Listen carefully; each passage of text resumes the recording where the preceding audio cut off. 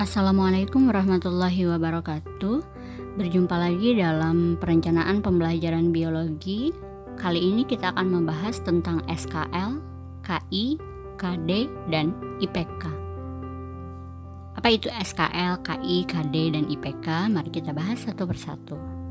Oke, yang pertama tentang SKL. SKL atau yang dikenal dengan Standar Kompetensi Lulusan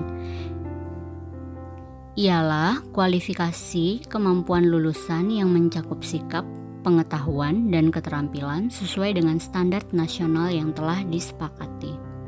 Apa saja fungsi SKL atau standar kompetensi lulusan tadi? Yang pertama adalah sebagai pedoman penilaian dalam menentukan kelulusan peserta didik dari satuan pendidikan. Yang kedua, pada jenjang pendidikan dasar itu adalah untuk meletakkan dasar kecerdasan, pengetahuan, kepribadian, akhlak mulia, serta keterampilan untuk hidup mandiri dan mengikuti pendidikan lebih lanjut. Yang ketiga, pada satuan pendidikan menengah umum, tujuan atau fungsi dari SKL itu adalah untuk meningkatkan kecerdasan, pengetahuan, kepribadian, akhlak mulia, serta keterampilan untuk hidup mandiri dan mengikuti pendidikan lebih lanjut. Yang terakhir, pada satuan pendidikan menengah kejuruan untuk meningkatkan kecerdasan, pengetahuan, kepribadian, akhlak mulia, serta keterampilan untuk hidup mandiri dan mengikuti pendidikan lebih lanjut. Oke, apa saja ruang lingkup SKL? Yang pertama adalah SKL untuk satuan pendidikan, yang kedua SKL kelompok mata pelajaran, yang ketiga adalah SKL mata pelajaran. Kita lanjut ke KI atau kompetensi inti. Apa pengertian KI? KI atau kompetensi inti ini merupakan turunan dari SKL. Apa tadi SKL? Oke, benar, SKL adalah standar kompetensi lulusan. Nah, ini berupa keterampilan afektif, kognitif, dan psikomotor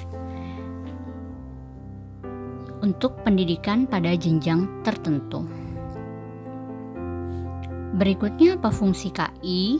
KI itu berfungsi sebagai unsur pengorganisasi kompetensi dasar.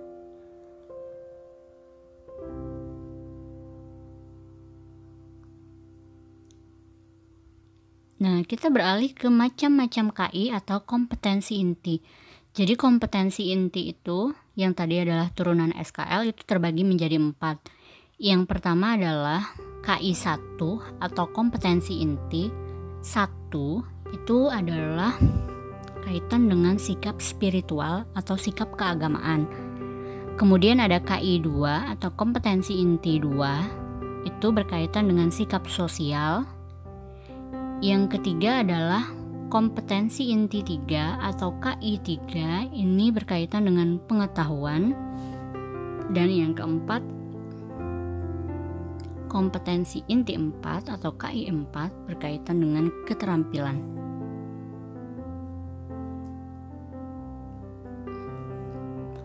Kita beralih ke kompetensi dasar.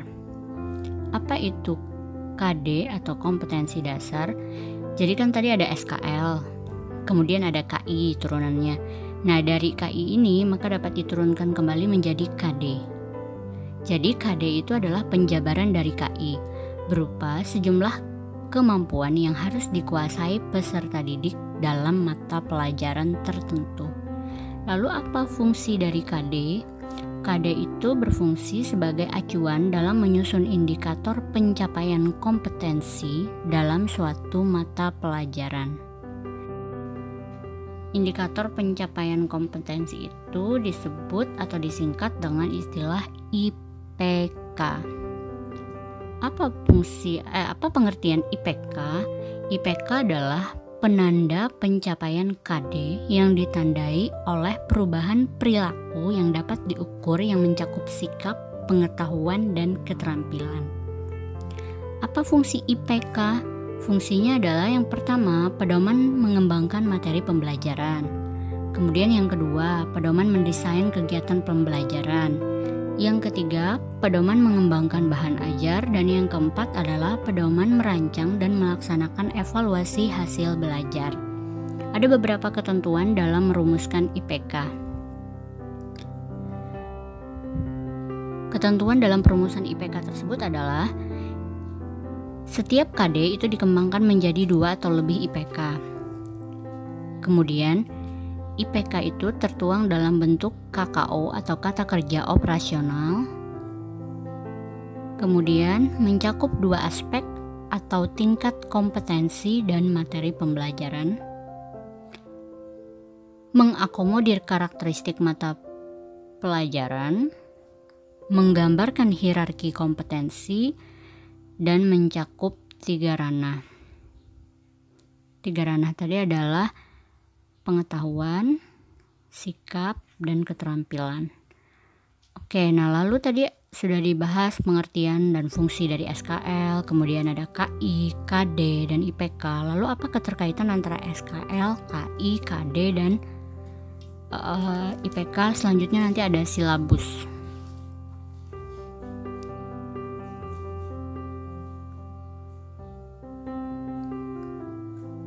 Oke, bisa dilihat pada gambar. Jadi ada SKL tadi yang pertama, standar kompetensi lulusan, itu akan dijabarkan